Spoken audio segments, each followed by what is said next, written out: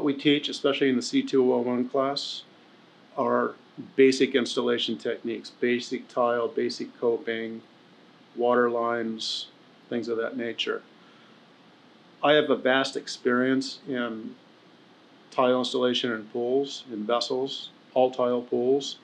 And when we get into all tile pools, especially when it involves curvatures and depth changes and things like that, when we're wrapping those with glass mosaic tile or mosaic tile, I say glass mosaic because it's the premier product.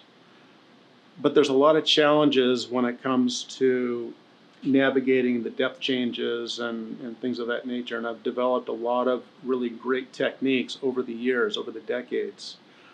Some that I've learned from others that I've mentored under, and some that I've developed on my own. But I'm able to convey those to the students, and it's really exciting to see their eyes open up.